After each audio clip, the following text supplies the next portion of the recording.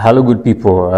Kuna watu walikuwa wananiuliza what do you do to become a public speaker or a professional speaker?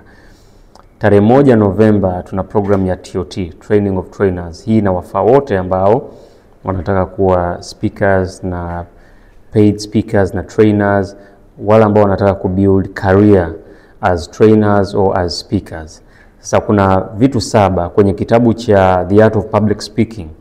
Nimezungumzia hatua 7 za kuchukua ili uwe professional public speaker. Lakini hapa nitakupa hatua 2. Ya kwanza kabisa, you must have a passion ya kushare. So naona speakers wengi, ukiingia Instagram, ukiingia YouTube, ukiingia LinkedIn na social media nyingine, they are sharing content. Sio kwamba wanapenda sana kukupa, they have that passion of sharing content. Kwa hiyo utajikuta kwamba they are writing books, wanatoa content kama hizi bure, wanatoa events, wanafanya events, they have that passion. So if you want to be a speaker na huna passion ya kushare knowledge, I'm telling you itakuwa ngumu sana kwako. Lakini kitu cha pili, you must have a mentor. You must have someone ambaye yeye amepitia kwenye hiyo njia, barabara, journey ambayo unataka uchukue, na yeye atakufundisha. So look for other speakers ambao tayari they are paid speakers, wamechukua career kama public speakers, watakuelekeza. And then jambo la 3, you must learn. Lazima ujifunze, kwa sababu public speaking or training, you cannot give what you don't have.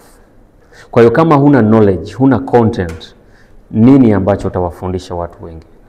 So content is very key. Jifunze, soma vitabu, nenda kwenye events, connect na watu, angalia videos, learn on daily basis, and usiweke mipaka kwenye kitu cha kujifunza. Jifunze kitu cha medical, jifunze construction, jifunze engineering, jifunze emotional intelligence, jifunze vitu vingi sana, kwa sababu you never know kipi ambacho kitakusaidia wakati unafanya public speaking au unafanya training.